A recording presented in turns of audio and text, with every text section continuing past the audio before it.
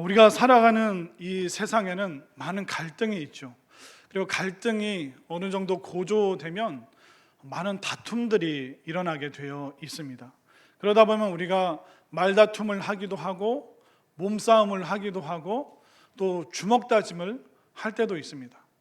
우리가 서로 성격이 다르고 또 기질이 다르고 또 서로 생각하는 바가 다르기 때문에 수많은 다툼과 갈등이 있는데, 이것은 어느 정도 문제를 해결할 수 있습니다. 시간이 해결하든지 아니면 누구 중재자가 나와서 서로 악수하고 용서하고 안아주고 풀어, 그렇게 다툼과 갈등은 쉽게 해결할 수 있습니다. 그런데 이 다툼과 갈등이 주먹다짐이 심해지다가 상대방을 우리가 해치거나 또 사망케 하는 그런 일들이 있는데, 성경이 쓰여진 그 당시에도 수많은 사건, 사고, 사망, 이런 일들이 부지기수로 많이 일어났습니다. 근데 그 고대 사회에서는 어떤 심각한 사건이 일어나면 그것을 보복할 수 있도록 허용해 줬습니다. 이것을 뭐라고 얘기하냐면 동해보복, 내가 해 입은 것과 똑같이 보복할 수 있도록. 그래서 모세의 율법에 보면 눈에는 눈, 이에는 이, 그 사람이 나를 손상시킨 만큼 그 상대방을 손상시킬 수가 있는 그런 법들이 고대 사회에서는 있었습니다. 이것은 보복하는 것을 권장한 것이 아니라 그 보복의 심리, 다툼과 갈등 이후에 이것이 필요 이상의 분노로 그 사람을, 그 가족을, 그 가문을 살인하는 일들이, 심각한 문제들이 일어났기 때문에 살인의 그 사망의 무서운 일들이 일어나기 전에 그것을 적절하게 적당한 그 보복 아니면 보상을 통해서 이 문제, 갈등, 다툼이 해결되도록 만들었습니다. 오늘 본문 말씀에 보면 그 다툼 중에 가장 심각한 것이 살해 사건입니다. 그런데 이 살해 사건이라는 것은 항상 두 가지입니다. 그것은 뭐냐면 살의, 죽이고자 하는 그 의도로 상대방을 죽이는 계획적인 범죄가 있고, 부지 중에 과실치사, 본인이 실수로 사람을 죽이는 경우도 있었습니다. 그래서 오늘 성경에 보면 그 사망 사건에 대해서 얘기를 나누는데 살의를 갖고 상대방을 죽인 일에 대해서는 언급하고 있지 않습니다. 고의적으로 누군가를 해치면 그 사람도 죽이는 것이 고대 율법, 또 구약의 율법이었습니다. 그런데 오늘 나오는 이 도피성은 뭐냐면 과실치사, 부지 중에 실수로, 잘못으로, 전혀 의도하지 않았는데 누군가를 죽이게 되었을 때, 그러면 이 사람은 어떻게 해야 되는가? 거기에 대한 내용들이 오늘 자세하게 나와 있습니다.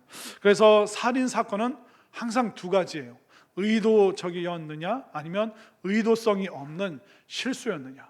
그래서 의도가 없는 그 실수에 대해서는 우리가 어떻게 해야 되는가 자세히 설명하고 있는데, 3절을 한번 보겠습니다. 3절 말씀, 부지 중에 실수로 사람을 죽인 자를 그리로 도망하게 하라. 부지 중에 실수로 사람을 죽인 일.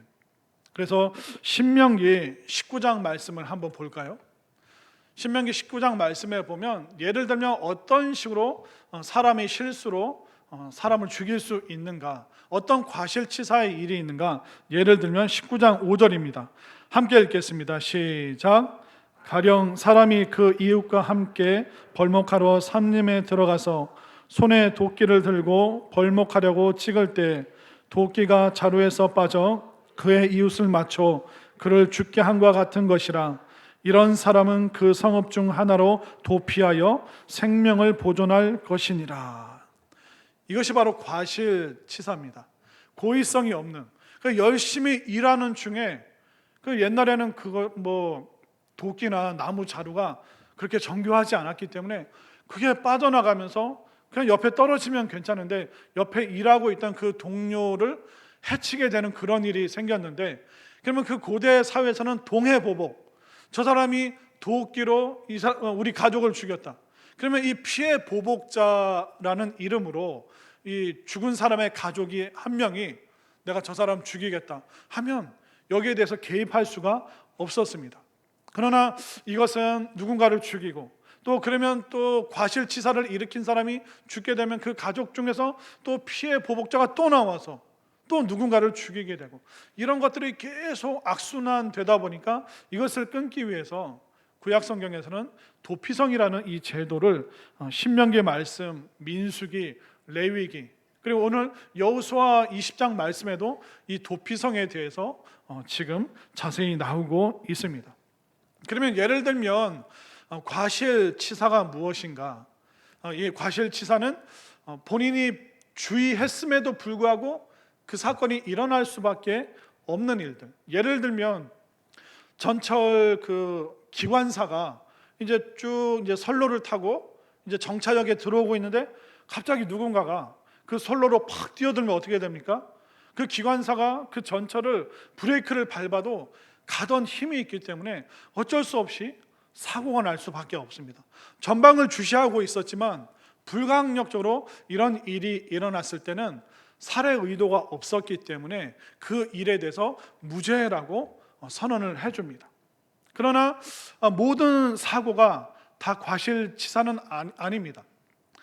중과실, 중대 과실이 있는데, 이것은 뭐냐면 얼마든지 상식선 안에서 조금만 주의를 기울인다면 그런 사고나 사망 사건이 안 일어났을 텐데, 그런데 그 주의를 기울이지 않아서 일어난 일에 대해서는 무죄 방면이 아닙니다. 거기에 대해서는 중대 과실, 그래서 어떤 감옥에 가거나 형벌을 받게 되어 있는데, 과실치사 중에서도 중대 과실이 뭐냐면 성냥불을 켰다가 그것을 길에 있는 쓰레기통에 버리면 어떻게 됩니까? 그럼 쓰레기통에 있는 거기에 불이 붙어서 화재가 일어날 수 있죠. 그리고 시골에 보면 논에 이게 봄이나 가을에 이렇게 쥐불을 놓지 않습니까? 쥐나 해충을 박멸하기 위해서. 근데 그냥 멀리 떨어져 있는 논이면 괜찮은데 산 바로 밑에서 막 집단을 이렇게 쌓아서 그 불 붙이면 그 불이 어디로 넘어가겠습니까? 야산으로, 산림으로 다 넘어가게 되는데, 거기에 대해서 전혀 고려하지 않고 불을 붙이면 중대 과실이 됩니다. 또 몇 년 전에 특전사에서 어떤 일이 있었냐면, 특전사 그 훈련 중에 포로 훈련이 있습니다. 특전사가 이제 후방에 침투했는데 포로로 잡혔다. 포로로 잡혀서 고문을 받게 되는데, 이 고문 받을 때 이 고문을 평상시에 견뎌내면 잡혀도 중요한 정보를 빼내갈 수 없기 때문에 포로 훈련이 있습니다. 그 중에 하나가 이제 의자에 뒤로 손을 묶어놓고, 그러니까 우리나라 특전사에서 했던 훈련이에요. 뒤로 손을 묶고 이 사람 얼굴에 이제 천을 씌웁니다. 보자기를 씌우고 여기에 물을 뿌리는 거예요. 근데 숨 쉬는 게 얼마나 어렵겠습니까? 그렇게 그냥 모의 훈련이지만 진짜 포로로 잡힌 것과 똑같은 상황을 설정해서 그렇게 훈련을 하는 거예요. 근데 그 수십 명 중에 그 포로 고문 훈련을 받다가 2명이 질식사했습니다. 특전사라면 얼마나 멋있고 최고의 군인들이잖아요. 근데 그런 허망한 일들, 분명히 장교가 있고 조교가 있고 여러 사람이 있었음에도 불구하고 그들이 부주의했기 때문에 이 사망 사고가 일어난 것은 단순히 과실치사가 아니라 이건 중대 과실이다. 그럼 모든 관련자가 벌을 받을 수밖에 없는 것입니다. 그렇기 때문에 이런 사망 사고가 일어나도 본인이 충분히 그것을 예방할 수 있었는데 그런 일이 일어났다. 그러면 벌을 받아야 돼요. 그러나 본인이 의도하지 않았는데 상대방이, 마치 전철을 멈출 수 없었는데 상대방이 뛰어든 것 같은 그런 경우에는 사건은 일어났지만 이 사람에게는 중대한 과실이 없기 때문에 이 사람의 생명은 살려야 된다. 그가 의도하지 않았는데 이런 불행한 일이 일어났기 때문에 이 사람의 목숨은 살려줘야 된다. 그래서 그 과실치사자에 대해서 어떻게 살려줄 것인가, 그 성으로부터 도망가서 도피성으로 갈 수 있도록 하나님께서는 그 생명의 길을 이렇게 세심하게 열어주고 계시는 것을 우리가 성경을 통해서 볼 수 있습니다. 오늘날 우리가 얼마나 많은 죽음의 사건들이 있습니까? 물론 그 사람의 목숨을 빼앗진 않아도 우리가 말로 살인을 할 때가 있습니다. 우리가 눈빛으로, 때로는 태도로, 또 누군가와 어울려서 누군가의 인생과 인격을 죽여놓을 때가 있다는 것이죠. 어떻게 보면 우리가 이 사망 사고로부터 자유할 수가 없는 것입니다. 우리가 어떤 실수, 어떤 눈빛, 어떤 태도, 어떤 말로, 어떤 습관과 어떤 반복적인 행동으로 그 사람의 마음을 죽여왔는지 사실 우리는 다 알 수 없잖아요. 그래서 우리 모두에게는 무엇이 필요하냐? 바로 이 도피성이 필요한데, 이 도피성의 이 규례를 통해서 여러분들이 하나님의 은혜, 하나님께서 생명을 얼마나 귀히 여기시고 정말 부지 중에 실수했을 때 우리가 어떻게 해야 되는가 다시 한번 깊이 깨닫는 시간 되기를 바랍니다. 자, 그러면 이 생명에 대한 하나님의 이 존중의 마음이 어떻게 되는가? 자, 도피성의 규례를 한번 보겠습니다. 그 과실치사자는 정해진 규례를 따라야 됩니다. 그 규례 중에 첫 번째는 뭐냐면 도피성에 가서 신고를 해야 됩니다. 4절 말씀, 이 성읍들 중에 하나에 도피하는 자는 그 성읍에 들어가는 문 어귀에 서서 그 성읍의 장로들의 귀에 자기의 사건을 말할 것이요. 자기가 솔직하게 고백을 해야 되는 거예요. 살해 의도가 없었는데 이런 사망 사고가 일어났습니다. 내가 이런 큰 실수를, 잘못을 저질렀습니다. 나의 생명을 살려주십시오. 왜냐하면 피해 보복자가 있기 때문에. 3절 말씀 보십시오. 부지 중에 실수로 사람을 죽인 자를 그리로 도망하게 하라. 이는 너희를 위해 피해 보복자를 피할 곳이니라. 그러니까 우리 가족 중에 누군가가 어찌됐든 죽었다. 그러면 난 그 일을 일으킨 사람을 나도 죽이고 싶다. 피해 보복자는 어디에나 있기 때문에 이 과실치사에 대해서 이 사람의 생명을 살리기 위해서 4절에서는 그러면 그 도피성으로 도망가서 그 성읍의 장로에게, 리더에게 자신이 무슨 과실을 저질렀는지 솔직하게 고백을 해야 되는 것입니다. 또 그 두 번째 할 것은 뭐냐면 그 성읍의 장로가 어떤 일을 해야 되는가? 4절 후반절을 보십시오. 그들은 그를 성읍에 받아들여 한 곳을 주어 자기들 중에 거주하게 하고, 우선 머물 곳을 제공을 해야 됩니다. 아직 시시비비가 가려지지 않았기 때문에 이 사람을 범죄자로 취급하지 않고 우선 안전하게 이 사람을 받아줍니다. 그리고 그 다음에 피해 보복자가 쫓아와도 당장 내주지는 않습니다. 5절, 피해 보복자가 그의 뒤를 따라온다 할지라도 그들은 그 살인자를 그의 손에 내주지 말지니 이는 본래 미워함이 없이 부지 중에 그의 이웃을 죽였습니다. 우선 그 살해자를, 과실치사자를 우선 받아주고 기다려주고 성급한 어떤 판단과 그런 어떤 실수로 성급한 판단을 내리지 않도록 지금 성경은 말하고 있습니다. 그리고 그 과실치사자에게 재판받을 기회를 줍니다. 자, 6절을 볼까요? 그 살인자는 회중 앞에 서서 재판을 받기까지 또는 그 당시 대제사장이 죽기까지 그 성읍에 거주하다가 그 후에 그 살인자는 그 성읍 곧 자기가 도망하여 나온 자기 성읍 자기 집으로 돌아갈지니라 하라 하시니라. 두 가지입니다. 재판을 받아서 시시비비를 가리고 여기에 대해서 용서를 받으면 이 과실치사자는 자기의 동네로 돌아갈 수 있습니다. 이웃으로 받아들여 주게 되는 거예요.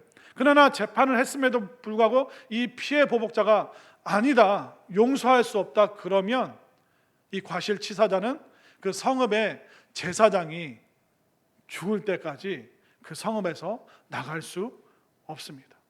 그러니까 본인이 용서받지 못하고 또 본인이 의도하지는 않았지만 어떻게 해서든 어떻게 됐든 상대방이 죽었기 때문에 거기에 대한 죄책으로부터 자유롭지는 못하기 때문에 한정을 두는 거예요.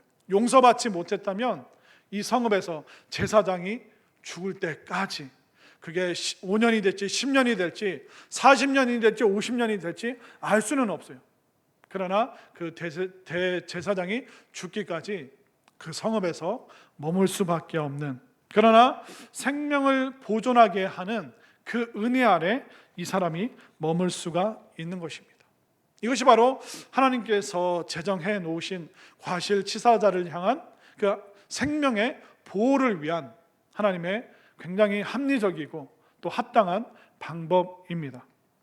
그럼 그 도피성의 위치를 한번 볼까요? 어디에 위치하고 있는지, 자, 그게 평지에 있는지 산지에 있는지 한번 보십시오.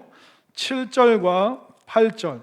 7절을 제가, 8절을 여러분들이 읽겠습니다. 평지인지 산지인지 잘 보세요. 7절. 이에 그들이 납달리의 산지 갈릴리 게데스와 에브라임 산지의 세겜과 유다 산지의 기랏 아르바 곧 헤브론과 여리고 동쪽 요단 저쪽 르우벤 지파 중에서 평지 광야의 베셀과 갓 지파 중에서 길르앗 라못과 므낫세 지파 중에서 바산 골란을 구별하였으니. 자, 평지가 많이 나옵니까? 산지가 많이 나오고 있습니까? 산. 평지는 한 군데고요. 나머지 다 산지에 있습니다. 근데 이 도피성이 어디에 있었냐면 요단강을 경계로 요단 동쪽으로 세 군데, 또 요단강 서쪽으로 또 세 군데.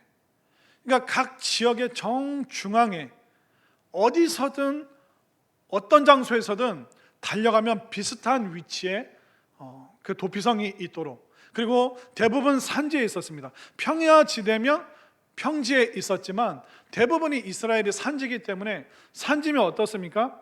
저기가 도피성이다. 그러면 높은 곳에 성읍이 있기 때문에 금방 눈에 띄고 늘 수시로 지나다니면서 저기에 도피성이 있구나, 누구든지 그것을 알고 눈으로 보고 도망칠 수 있도록 대부분 높은 산지에, 모든 사람들 눈에 띌 수 있는 곳에 하나님께서 이 도피성을 정확하게 배치를 하라고 말씀하셨습니다. 눈에 잘 보여야죠. 만약 눈에 보이지 않는다면, 여러분들 경찰서나 파출소, 여러분 동네에서 어디에 있습니까? 여러분들은 법 없이도 살 사람이에요.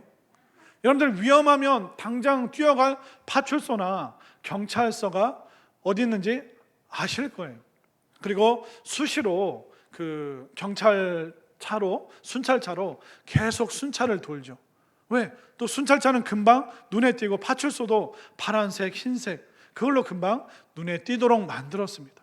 그것처럼 높은 산지에 대부분 위치하고 있기 때문에 사람들 눈에 보이고, 이 과실치사자들이 언제든지 그 위험한 상황 속에서 목숨을 살릴 수 있는 그 위치에 하나님께서 배치시키고 계시는 것입니다. 그리고 그곳으로 가는 곳은요, 신명기 말씀에 보면 길을 잘 닦아 놓았더라. 그러니까 높은 곳에 보일 뿐만 아니라 잘 닦여진 길. 여기는 대로가 아닌데도 왜 이렇게 길이 잘 닦여 있지? 그 길의 끝에는 도피성이 있는 거예요. 누구든지 갈 수 있도록 굉장히 크고 좋은 길로 이정표, 어떤 표지석처럼 이걸 보면 이쪽은 희한하다, 여기 왜 이렇게 잘 돼 있지? 항상 그 끝에는 도피성이 있었습니다. 높은 곳에, 잘 보이는 곳에, 그리고 좋은 이정표처럼 잘 닦인 그 길들이 도피성까지 이어져 있었습니다. 그리고 전국 어디서든 공통적으로 사람들이 쉽게 접근할 수 있는 그런 중심에 위치하고 있었기 때문에 외곽에 사는 사람들도 공평하게 거기까지 달려가면 목숨을 구할 수 있도록 그렇게 위치해 놓은 것입니다. 그런데 이 도피성에는 하나님의 비밀이 있습니다. 그 비밀은 뭐냐면, 이 도피성은 신약의 예수 그리스도, 바로 예수님의 그 십자가 보혈과 같은 어떤 상징성이 이 도피성에는 숨겨져 있습니다. 이 도피성은 부지 중에 실수로 사망사고를 일으킨 사람이 피할 수 있는 곳입니다. 과실치사자가 다른 곳에서 생명을 구하는 것이 아니라 도피성에만 들어오면 생명을 구할 수가 있습니다. 우리가 천하만민 그 어떤 이름으로도 우리는 구원받을 수 없죠. 그러나 누구로 인하여? 예수 그리스도, 오직 예수 그리스도로 말미암아 우리가 구원받을 수 있는 것입니다. 도피성은 누구든지 거기까지만 도달하면 사는 거예요. 누구든지 예수 그리스도의 이름을 외치고 그 이름을 믿는 사람에게는 바로 하나님께서 구원을 주시는, 오늘날 우리의 도피성 되시는 이 주님을 우리가 누구든지 그 이름을 불러야 될 줄로 믿습니다. 그렇기 때문에 예수님께서 우리의 도피성이 되어 주시는 것입니다. 그리고 어디에서든 신속하게 이 도피성으로 피할 수 있다는 것은 모든 무거운 짐진 자들 한 사람도 빠짐없이 누구든지 도피성 되시는 예수님께 오면 쉼을 얻고 죄를 단념하고 죄가 중단되는, 죄 씻음을 받는 그 새로운 생명을 이 도피성 되시는 예수님 안에서 누릴 수 있다는 것을 여러분들 또한 믿으시기를 바랍니다.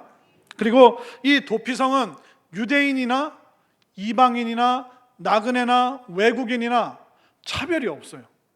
지금 이 구약은 어떻게 보면 유대인을 위한, 이스라엘을 위한 이야기잖아요. 그러나 생명을 보존하고 생명을 살리는 일에는 그 누구에게도 차별이 없습니다. 9절 말씀으로 가보겠습니다. 9절 말씀. 이는 곧 이스라엘 모든 자손과 그들 중에 거류하는 거류민을 위하여 선정된 성읍들로서 뭐라고요? 누구든지 부지 중에 살인한 자가 그리로 도망하여 그가 회중 앞에 설 때까지 피해 보복자의 손에 죽지 아니하게 하기 위함이라. 이스라엘 모든 자손과 그들 중에 거류하는 거류민, 이방인, 외국인, 그 모든 사람을 포함한 누구든지 갈 수 있다는 거예요. 신분이 높은 사람이든 신분이 낮은 사람이든 누구든지 이 과실치사에 대해서는 보호받을 수 있고 그 생명을 보존할 수 있는 길을 도피성을 통해서 열어놓으신 것처럼 바로 예수 그리스도, 헬라인이나 유대인이나 차별 없이 누구든지 예수님을 믿기만 하면 구원받는 이 놀라운 생명의 은혜를 여러분들 또한 누리게 될 수 있기를 간절히 소망합니다.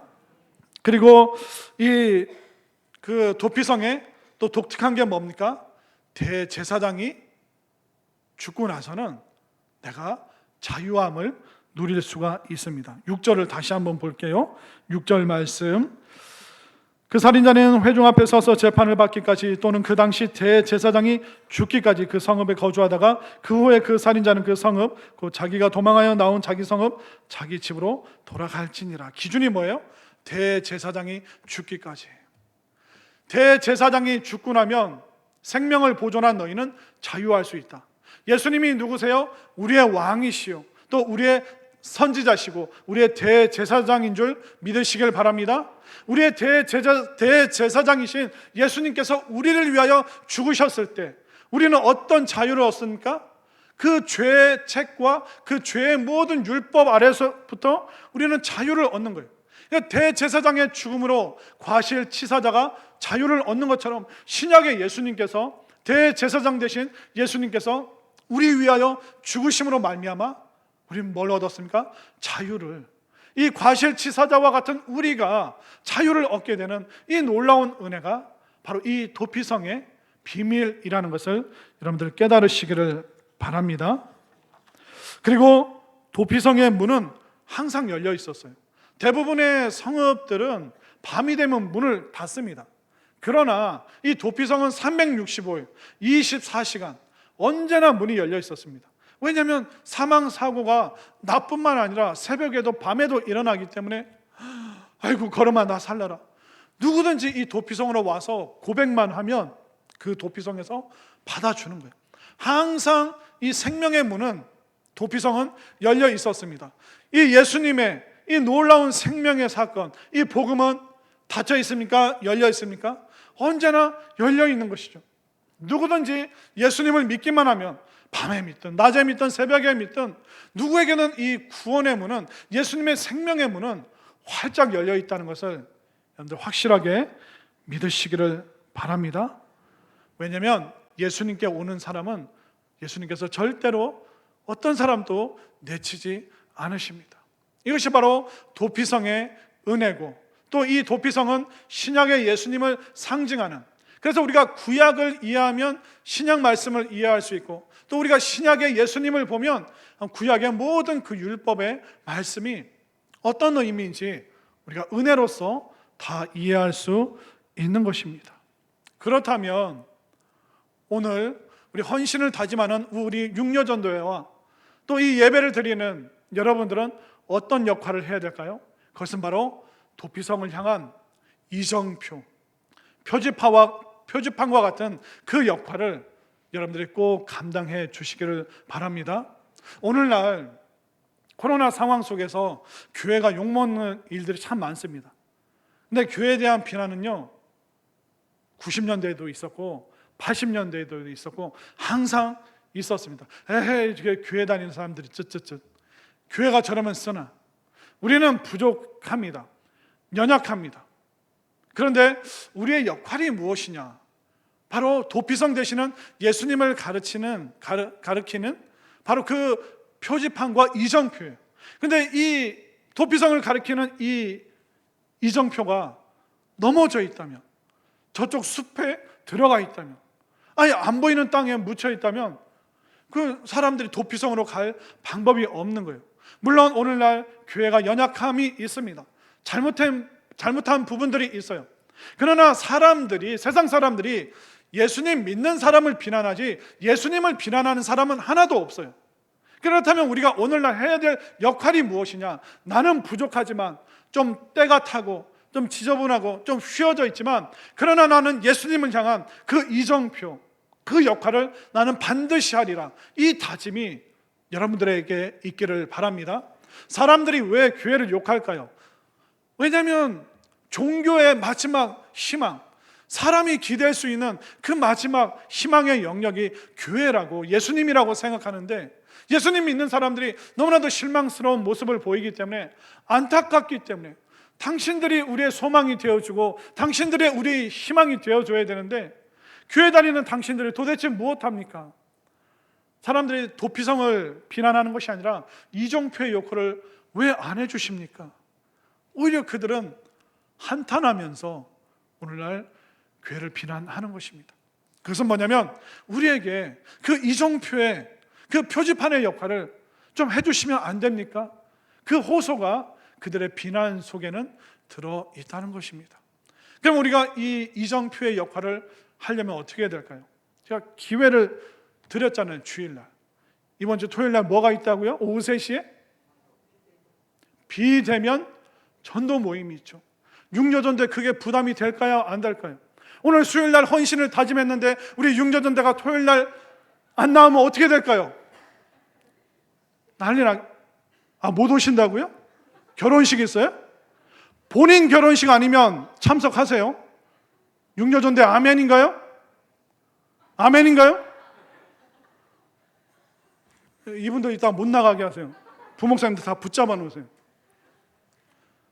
우리가 이정표 역할을 할 수 있는 그 시간과 기회가 언제입니까? 전도하고 선교할 때, 이따밖에 없는 겁니다. 우리의 종교적인 열심, 그 세상 사람들은 몰라요. 주일날 우리가 몇 명이 모이고 새벽에 몇 명이 나와서 기도하는지 세상 사람들은 관심이 없어요. 왜? 우리가 알려주지 않으면, 말하지 않으면, 우리가 표지판이 되어서 예수님에 대해서 소개하지 않으면 그들은 여기까지 들어올 수도 없고 예수님에 대한 그 이야기를, 이름을 들을 기회조차 없는 거예요. 그러면 우리가 표지판이 되고 이정표가 되려면 어떻게 해야 됩니까? 곳곳에 예수님에 대한 이야기, 예수님의 소식, 또 예수님을 만날 수 있는 그 교회에 대해서 우리가 자랑하고 소개해야 되는 그 일에 여러분들 제발 좀 오셔서 이정표의 역할을 좀 해 주시기를 바랍니다. 왜냐하면 오늘날 사람들이 도망가고 싶어요. 숨고 싶어요. 쉼을 얻고 싶어요. 그러나 어디에서도 영원한 안식과 소망을 발견할 수 없는데, 먼저 도피성에 와서 구원받은 우리가 이제 도피성에서 나가서 우리가 이정표의 역할을 할 때만 세상 사람들이 바로 도피성 되시는 예수님께 올 수 있다는 걸 여러분들 꼭 믿으시기를 바랍니다. 그렇기 때문에 우리는 도피성 아니에요. 우리는 도피성을 가리키는 바로 이정표, 표지판의 역할을 하는 것이고, 그것을 감당하기 위해서는 우리가 부끄러워도, 난 좀 내성적인 사람이고 숫기가 없어도 여러분들이 전도하는 그 자리, 선교하는 그 일에 여러분들 꼭 동참해 주시기를 바랍니다. 오늘 누가 제일 부담을 가져야 돼요? 아멘인가요? 여기 빼고 다 지금 기분이 되게 좋으신데, 융려전대 화이팅! 예. 여러분들 이름 쓰세요. 토요일날 누가 나오시나. 결국 주님께서 원하시는 게 뭐예요? 우리는 도피성 아니에요. 도피성 대신 예수님을 향한 이정표, 표지판, 그래서 오늘 꼭 다짐하셔서 나도 도피성을 향해서 생명을 위해서 나도 달려갈 뿐만 아니라 아직 그 생명을 모르는 사람들에게 내가 좋은 역할, 좋은 표지판이 되어서 그들이 생명을 향해서 달려나올 수 있는 이 일에 동참하고 또 적극적으로 참여할 수 있는 우리 모두가 될 수 있기를 간절히 소망합니다.